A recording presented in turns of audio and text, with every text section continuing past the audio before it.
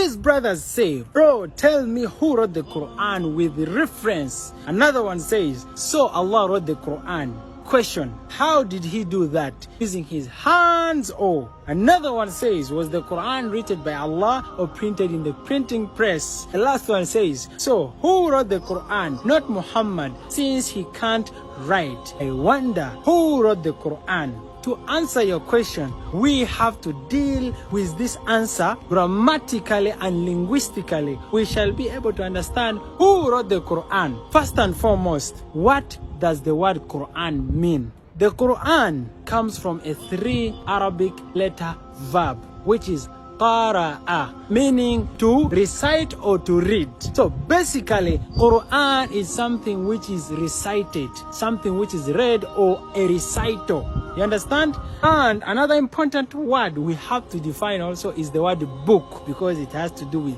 writing. The word book in Arabic is called kitab, coming also from a 3-letter verb, kataba, meaning to document something or to write something. So kitab is something which is written. Let's look at these verses. Allah says in the Quran, Innahu la Qur'anun Karim. Indeed, it is the noble Quran. Fi kitabin maknoon. In a well-preserved book. La yamassuhu illa mutahharun. Nobody touches it except the purified. Am I purified?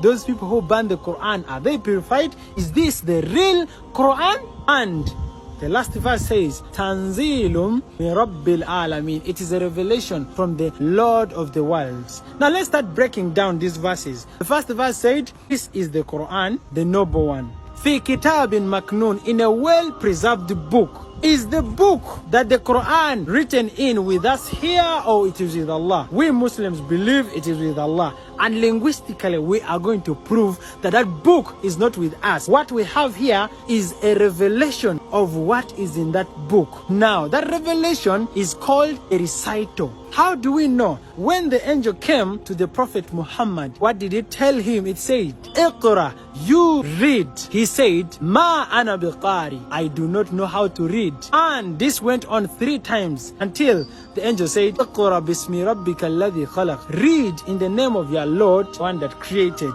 So, qara'a or iqra can mean to read or recite. But the Prophet didn't know how to read. So it means we are only left with one option. The angel was telling him to recite. So whatever he recited became the Quran. So basically the Quran is something which is recited. Now let's go to the second verse, which says, Fi kitabin maknoon. It is in a well-documented book. It is in a well-preserved book. Book in Arabic, coming from the verb kataba, means to write. Where is the writing happening? It is happening with Allah. That's why Allah said, Fi kitabin maknoon, la yamassuhu illa mutahharun. In a preserved book, nobody touches it except the purified. Those are the angels. The only Quran, the original Quran, and the only Quran is with Allah. It is only the angels which touch it. So what is this? What we have here is not called the Quran. This is called a mushaf, meaning a copy of the Quran. If we had 2 of these, we cannot say we have 2 Quran. We say we have 2 copies of the Quran. You understand? So what we have here is what was documented from the recital. During the Prophet's time, there was nothing like the book, like a book, a physical book, no. But whatever he recited, whatever his companions memorized was documented down. Then it became to be called what is called a mushaf, a copy of the Quran. So how do we know that the recital we have here is just something which has to do with speech, and what is with Allah is something which has to be done with writing? We already saw the root word of those things. Whenever Allah speaks about the Quran, which is the speech, He speaks as if it is with us. You know, in English and Arabic, they are demonstrative pronouns to show something which is near and something which is far. If I say this book, it means the book is with me.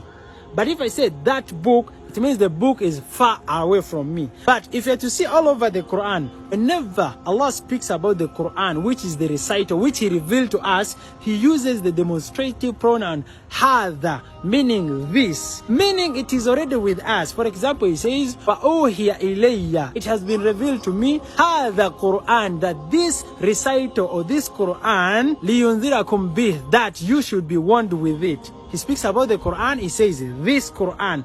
But when He speaks about a book where the Quran is written, He uses a demonstrative pronoun for something which is far. He says, ذَلِكَ الْكِتَابِ, that is the book. You get it? La raiba fi, where there's no doubt. You get it? So the writing is with Allah. Where the word kitab comes from is with Allah. Allah wrote it the other side, but He revealed to us what He wrote in the book as a reciter. You understand?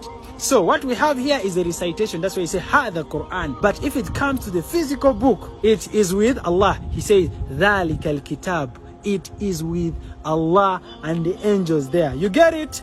This one is not called Quran. This one is called Mus'haf, meaning a copy of the Quran. You get it? During the Prophet's time, this was not there. There was nothing like a book. What we had were parchments, manuscripts, which were later combined. Whenever they could say, let's recite the Quran, they could not look for books. They could recite it from their head, because something to be recited has to do with speech. So speech, you can't hold it unless I speak, you write it down. You get it?